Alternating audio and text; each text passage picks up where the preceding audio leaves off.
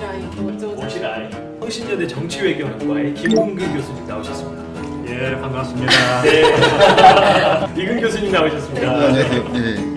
저는 중국 전문가가 아닌데 저는 원래 국제 정치 하는 국제 정치 네. 같이 생긴 게 좀 중국스럽게 생겼습니다. 그 67세를 넘어서는 안 된다.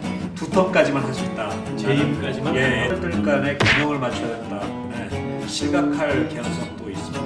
그 최고 정치 기구라고 할 수 있는 정치국 상무위원회에서 9명의 멤버들이 주요한 의사결정을 하는 걸로 또 이렇게 합종 연행을 하면서 이 권력 구도를 계승하고 있는데 보시라이 사건이 핵심이 뭔가요?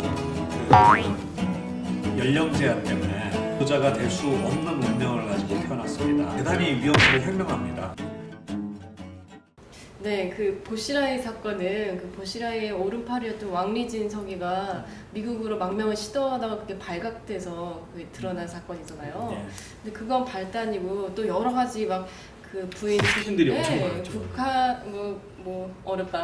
네, 네. 그 부인이랑 그 영국인 네, 무슨 사업가, 치정국도 네, 있었고 치정 또 살인국도 뭐 있었고. 아들 뭐 보과과 네. 네, 이름도 어렵고요. 뭐, 네, 이 사건만으로도 그냥 정치 스릴러 한 편이 나올 수 있겠다는 막 그런 얘기가 있는데, 네, 그 내막이 그 무슨 일단 뭐 그런 일로 인해서 일단 상무위원회에 들어가는 거는 이제 실패를 한 것 같은데 네, 그게 그거랑 진짜 다른 게 있을 어떤 것 이유인지 같아요. 그러니까 중국과 내막이 보시라이 왜 이러는 겁니까? 네. 지금? 왜 이러는 걸까요? 왜 이러냐를 이야기하기 전에 사실은 조금 그 능력이 있으시면 빠르게 그 판권을 빨리 확보하시는 게 좋을 것 같습니다. 네. 이거는 한편의 드라마 같은 네, 맞아요. 일입니다. 그러니까. 권력 투쟁도 있고 네. 사랑도 네. 있고 돈도 있고 이 그러니까요. 모든 게 그 얽혀 있는 정말 권력, 사랑, 네. 돈. 예, 그 24 완벽한 그 부작이네요. 한편의 그 드라마입니다. 정말.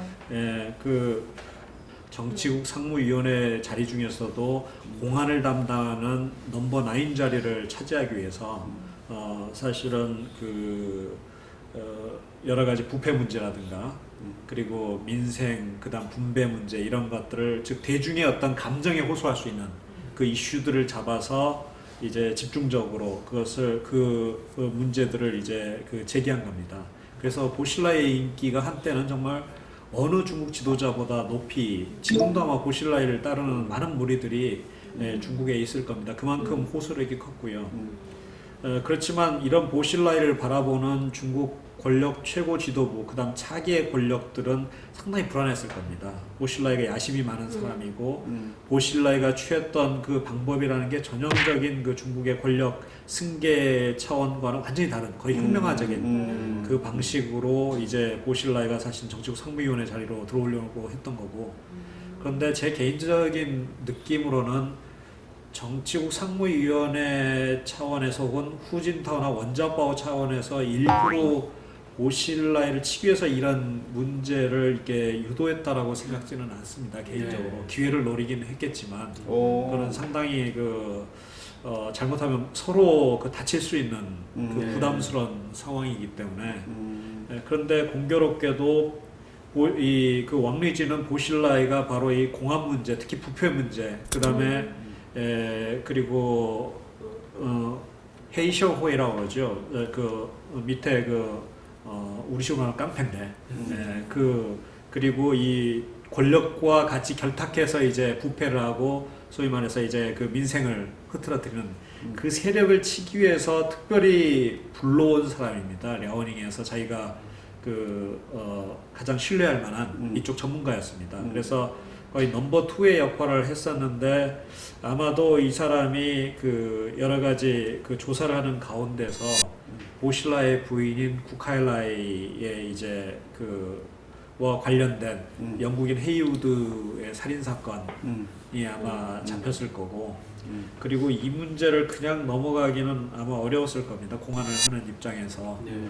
그래서 아마 보실라이한테 보고를 했던 것 같고 그리고 보실라이는 이거를 가능하면 덮고자 했을 겁니다. 그래서 당시 들리는 바에 의하면 확인은 되지 않지만 그걸 조사했던 그 왕리진의 수하 3명을 그 경찰이죠 다 보실라이가 잡아들였습니다. 그래서 그 과정에서 2명이 죽음을 당했고요. 1명이 자살했습니다.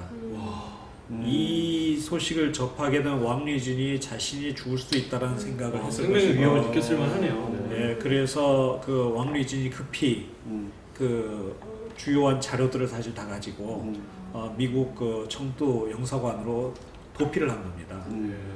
그래서 아마 이 사건이 벌어졌을 때 제 느낌은 바로 이 사건을 활용해서 현재 기존의 그 정치국 상무위원회에 있는 후진타워 원자버가 절대 그냥 넘어가지 않을 것이다라는 생각을 개인적으로 했고요. 왜 그러냐면 대단히 보실라를 공격하기 위한 가장 좋은 사실은 기다렸던 소재고요.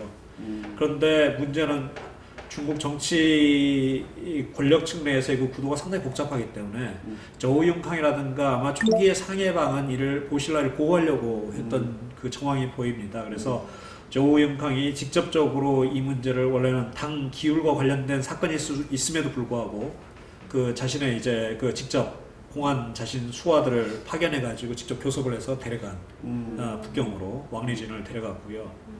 뭐 여담입니다만 그 부인과 이 영국인 그 비즈니스맨 사이에는 약간 좀 애정 관계가 있는데 돈을 그 영국인 비즈니스맨을 통해서 해외로 빼돌리는 가운데 영국 비즈니스맨이 좀 많은 커미션을 요구를 해가지고 너무 생각보다 많이 불렀다. 그래서 뭐 이렇게 날렸다는 뭐 이런 얘기도 있던데. 궁금해할 만한 걸 짚어주시니까. 참. 보실라에도 또 무슨 내연의 여자가 있는데 그 여자를 또 이 지금 와이프가 또 이렇게 없애게 했다는 뭐 이런 소문도 있어요. 보면. 아이고 너무 많이 알고 계십니다. 우리 역시. 그쪽으로 어떻게 그렇게 잘 네, 알고 그래요? 중국에 또 이렇게 그 빨대를 하나 꽂아놓은 게 있어가지고. 그 분야에 있어서는 중국 전문가. 중국 시장 전문가. 네. 정말. 그런데 이제 문제는 그 어느 누구도 이러한 그 의심과 사실은 그 가능성으로부터 자유롭지 않다는 거죠. 네. 그래서 중국의 주요 지도자들이 전면적인 어떤 서로 간의 이런 부패 혹은 그 여자 문제, 그 다음에 이런 해외 자금 세탁이라든가 뭐 이 관련해서 전면적으로 아마 그 서로 간의 그 전쟁에 들어가기는 상당히 어려운 상황이 있습니다. 그래서 중요한 것은 어떻게 다시금 이 사건을 통해서 지나치게 문제가 된 것 환부를 도려내고 다시 재균형을 맞추느냐에 사실은 초점이 많이 맞춰집니다. 그래서 그 과정들이 어려운 거죠. 그럼 사실상 이 그 스캔들이 터지지 않았으면 그 왕리진이라는 사람이 그걸 알아내서 그 보실라한테 보고를 하는 이런 과정이 없었으면 원래 계획됐던 대로 권력 승계가 갈 가능성이 많았던 건가요? 저는 그 가능성이 충분히 많이 있다고 생각합니다. 왜 그러냐면 그 서로 간의 약점을 쥐고 있는 상황에서 어떤 특별한 계기가 없으면 이것도 왕리진이 아마 청두의 미국 총영사관으로 들어가지만 않았으면 사실 내부적으로 조용히 보실라에는 살아남고 그 안에서 타협해서 처리될 수 있는 개연성 충분히 있었습니다. 그런데 이게 워낙 그 전 세계적으로 알려지게 되고 중국 그 일반 국민들도 다 알게 되고 그래서 이 문제를 어떻게 그 덮고 넘어가기가 불가능한 상황이 된 거고요. 그리고 아까 제가 말씀드린 대로 그 중국의 현 지도부 내에서는 우려하는 점이 워낙 많았기 때문에 이 상황을 활용해서 보실라를 결국은 제거하기로 결심을 한 거고 그 태자당 내에서도 아마 시진핑 같은 그 차기 당 총서기가 될 이제 인물은 보실라가 상당히 부담스러웠을 겁니다. 그리고 상해방 입장에서도 보실라를 계속 안고 가기에는 너무나 지금 사건이 커져버렸고 정치적으로 부담되고 또 하나는 정치국 상무위원회에서 자신들이 기존에 갖고 있었던 적어도 4자리 내지 5자리의 그 지위가 있었는데 지금 제가 보기에는 보실라의 사건이 터진 이후에 이들이 결국 가질 수 있는 자리는 2자리 정도 혹은 1자리로 줄어들 수도 있는 그 위기 속에서 넘버 9 저 공안을 담당하는 저 자리를 확보하기 위한 고육지책으로 그 후진타워 원자업과의 협력했을 가능성이 큽니다. 그래서 그럼 이걸 그럼 거꾸로 해석을 하자면 이 권력 투쟁의 모습은 많이 보이지만 사실상은 중국의 권력 승계 과정이라든가 이런 것들이 상당히 제도화가 되어 있는데 그게 큰 흔들림이 있었던 건 아니고 우연의 계기로 스캔들이 터져서 그 제도 안에서 뭔가 이렇게 재조정을 하는 그런 과정을 해석하는 게 맞는 건가요? 아니면 권력 승계 제도 자체가 아직까지도 확립이 안 돼 있기 때문에 내부에서 투쟁들이 뭐 굉장히 뒤에서 보이지 않게 일어나고 있다라고 보는 게 맞는 건가요? 중국은 2가지 요소를 다 가지고 있죠. 어느 정도 제도화된 측면과 제도화되지 않은 여전히 그 상당히 그 유연성 있는 혹은 그 투명하지 않은 그 측면을 다 같이 결합해서 봐야 되는데 지금 이 사건 같은 경우는 많은 분들이 얼마나 중국이 지금 혼란에 빠져 있고 그리고 중국 지도부가 흔들리고 있는지를 보여주는 증거라고 이제 많이 이야기를 합니다만 그렇죠. 제가 보기에는 우리 이근 그 원장님께서 말씀하신 대로 생각보다는 이게 단기적으로는 중국 그 현재의 권력 구도의 취약성을 보여주는 좋은 이제 그 경우이긴 하지만 적어도 중기적으로 본다면 훨씬 중국의 정치 안정을 위해서는 사실은 긍정적인 효과를 가져오는 것이라고 저 개인적으로 생각합니다. 그리고 중국의 권력 승계에 있어서 터무니없이 이렇게 아무나 권력을 이제 그 타협과 소위 말하는 담합에 의해서 되는 것은 아니고요. 그 연령 규정도 있고 그리고 중국 지도자가 되기 위해서는 적어도 15년 내지 20년 동안의 아주 치열한 생존 경쟁을 거치면서 경력 관리도 해가면서 그렇게 살아남은 사람들입니다. 그래서 원래 보실라이 같이 이제 탁월한 사람들이 정치국 상무위원회에 들어가기는 상당히 어려운 구도예요. 원만해야 됩니다. 누구나 다 같이 잘 지낼 수 있는 사람이 정치 지도자가 됩니다. 너무 잘나서 예, 그래서 그런 의미에서는 보실라이 자체가 대단히 부담스러운 인물이었습니다. 예, 그렇군요. 그 중국 사회가 이제 중국이라는 나라가 G2 국가에서 또 G1 국가가 될 가능성도 있고 또 이렇게 구정부패가 심한데 이런 것들을 계속 유지하고 이대로 가는 것이 언제까지 될 것이냐 이런 또 이제 걱정도 들거든요. 그 중국 사회 내부적으로 뭐 정치 개혁의 목소리라든지 이런 거는 없나요? 당연히 있죠. 우리가 중국을 바라보는 눈이 이제 과거 그 20세기 냉전 체제적인 그 입장에서 중국을 너무나 많이 바라봅니다.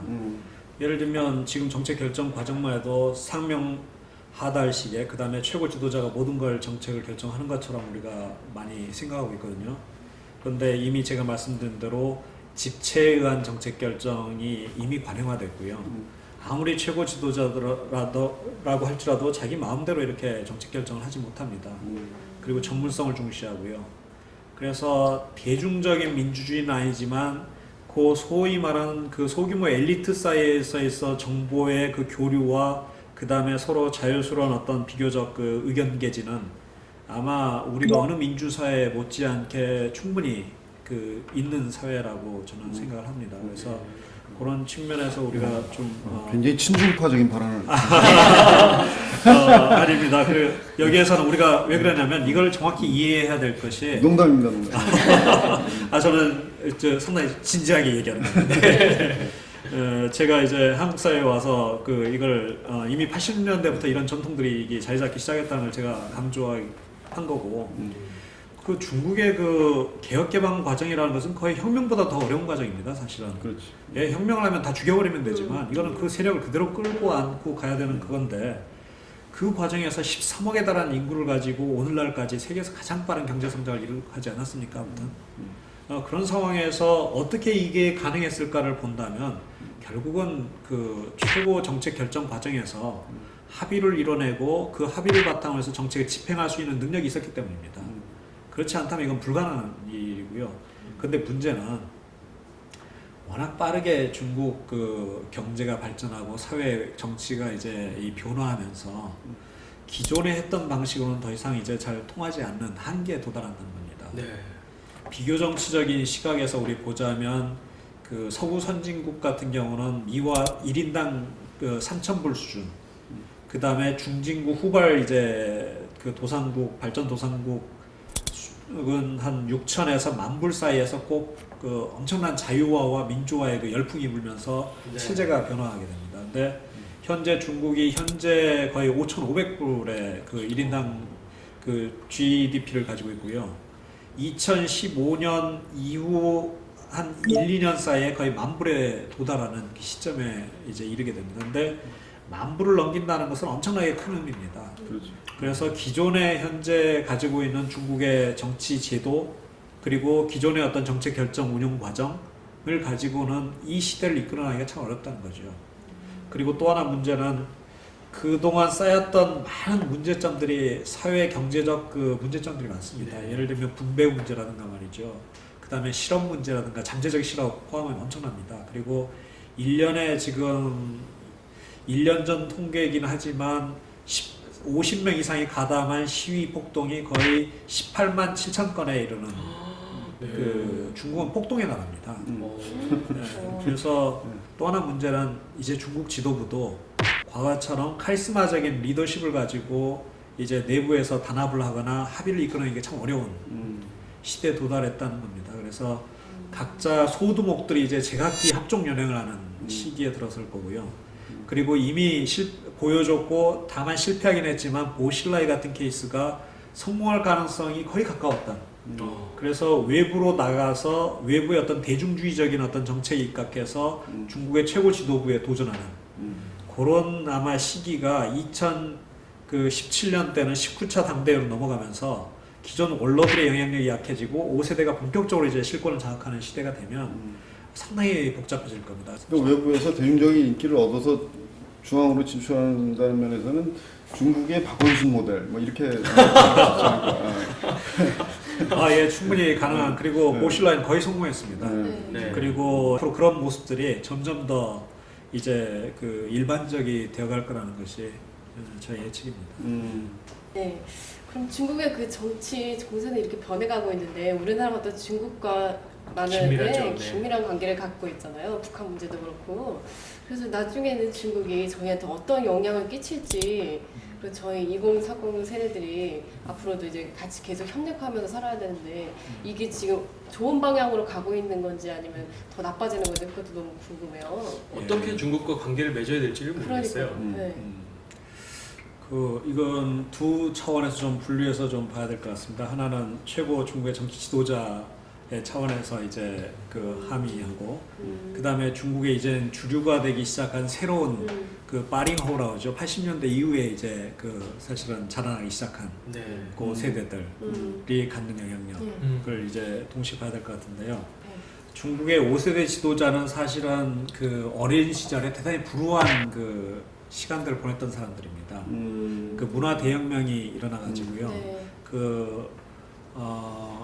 5세대 지도자는 1950년에서 59년 사이에 태어난 사람들이에요, 대체로. 네. 네, 그래서 문화 대혁명 시기에 아주 어린 시절에 학교를 그만두고 시골로 이제 부모와 떠나서 그 농촌으로 보내지고 일하라고. 그리고 부모들은 정치적 박해를 받거나 전국이 이제 혼란기 속에서 교육을 거의 못 받은 시대입니다. 그래서 이들은 그 중국에서 잃어버린 세대라고 그래요. 그래서 이제 개혁 개방이 시작한 1977년, 78년 때 이제 비로소 이제 그 정규 교육 과정에 다시 들어오기 시작한 그런 세대들이고요. 그래서 이들은 갖고 있는 혼란에 대한 두려움이라는 게 엄청나게 큽니다. 그리고 그 고통스러웠던 시절에 대한 기억들이 강해요.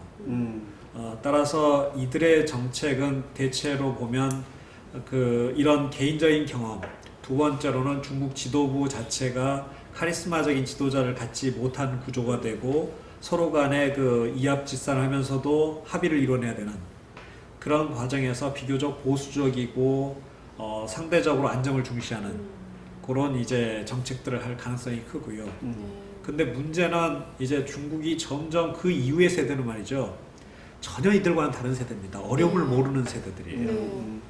중국이 그 지난 30년 동안 가장 빠르게 경제 성장을 해왔고 아마 중국인들 입장에서 보면 말이죠. 우리가 뉴욕 이야기를 하지만 뉴욕은 상해 포동 지역에 비하면 아주 초라하고 정말 지저분한 동네일 겁니다. 예, 50층 이상의 건물들이 뭐 50개 이상 100개씩 막 이렇게 늘어서 있고 북경 같은 데 가보면 어마어마합니다. 그 도로의 규모라든가 말이죠. 그렇죠. 예, 워싱턴이 초라한 시골 동네처럼 느껴질 정도로 그 북경 가보면 바로 그것을 바라보고 그 자신감과 계속 커가는 어떤 중국의 어떤 국력을 그 보면서 자라났던 우리는 할 수 있고 우리가 최고고 우리가 최고인데 세계적으로 그에 합당한 대접을 못 받고 있다 라는 불만을 가진 세대입니다. 따라서 이들이 갖는 목소리는 점점 커질 거고 특히 주권과 영토, 영해에 관련된 이슈에 있어서 대단히 강한 목소리를 낼 거고 중국 지도부는 이로부터 그 자유로운 어떤 정책 결정을 하기가 상당히 어려워진 시기일 겁니다. 그래서 제가 생각하기에는 2015년 이후에 중국은 대단히 여러 가지 도전적인 요인들이 많이 있을 거고 이것을 이끌 만한 리더십을 형성하기는 쉽지 않은 시절에 있고 그리고 새로이 중국의 성공만을 바라보면서 자라온 세대들의 목소리가 대단히 커지면서 아마 대외 정책적으로는 한국과 마찰의 그리고 이것이 크게 고조될 가능성도 상당히 큰 어떤 도전의 시기다라는 생각이 들고요. 그리고 이러한 이제 이런 중국의 새로운 세대들을 우리 이제 2040의 세대가 결국은 카운터파트가 돼야 될 텐데 서로 간에 단순히 어떤 그 불신과 그리고 과거에 우리가 가졌던 중국에 대한 피상적인 이해를 가지고 이들을 대하는 것은 네. 정말 어려울 것이고 갈등 국면이 있었을 때 사실은 중국은 여전히 큰 아마 그 세계 1위가 될지는 저는 잘 모르겠습니다. 경제적으로 아마 규모가 제일 클지 모르겠지만 외교 안보적으로는 여전히 그 1위가 되기는 당분간 어려운 그런 상황. 그렇지만 내부적으로 혼란스럽고 그러면서도 여전히 덩치는 커가고 있는 그런 사회의 구성원들과 우리가 어떻게 접해야 되는가를 고민할 때 우리가 하루빨리 중국에 대한 이해를 좀 더 높이고 그리고 중국과 상호 접촉의 면을 넓히면서 특히 그 2040의 세대와 중국의 그 빠링허우 세대가 서로 간의 그 여러 가지 친밀감이라든가 상호 이해 이런 것들을 빨리 높여야겠다라는 생각을 그 절실히 갖고 있습니다. 지금 기흥규 교수님 말씀 들어보니까 진짜 앞으로 조금 우려되는 부분이 중국의 이 젊은 세대들이 상당히 민족주의적인 영예로운 네. 중국에 대한 민족주의적인 정서가 있고 또 한국의 2030 세대도 사실 상당히 민족주의적인 정서가 강하거든요. 강하죠. 우리도 할 수 있고 굉장히 뛰어나다. 거기다 또 일본의 경우에는 오히려 반대로 일본이 점으로 가니까 그걸 민족주의로 회복하려는 모습이 있고 러시아도 푸틴 이후에 강한 러시아에서 굉장히 민족주의적인 충돌들이 예상이 되는데 그런 부분을 잘 조정해 나갈 수 있는 지도자들이 우리 동아시아에 필요하지 않을까 하는 생각이 좀 드네요. 예, 우리가 그 한국만큼 그 국제 정세 그다음에 또 그것을 이제 다루는 외교에 영향을 많이 받는 나라도 없습니다. 근데 제가 이렇게 받은 인상은 한국만큼 국제 정세에 대해서 무지하고 그리고 자기 혼자 할 수 있다라는 생각을 갖고 혹은 그 외교에 대해서 정말 그걸 중시하는 그런 노력을 잘 하지 않는 나라도 드물다라고 생각합니다. 근데 제가 보기에는 앞으로 한국은 결국은 그 외교 그리고 국제 정세에 대한 이해 이게 한국의 생존을 위해서 정말 거의 필수적이면서도 가장 사활적인 것이고 특히 2015년 이후에는 이 동아시아 동북아의 이 파고라는 건 민족주의의 그 파고가 어마어마하게 높아질 개연성도 있어서 이 파고를 어떻게 우리가 잘 헤쳐나갈까에 대한 진지한 고민을 좀 많이 해야 될 것 같다는 생각이 들고요. 당장은 이번 선거에서 정말 이런 파고가 우리한테 어떻게 다가오고 있는지를 잘 이해하고 국제 정세를 좀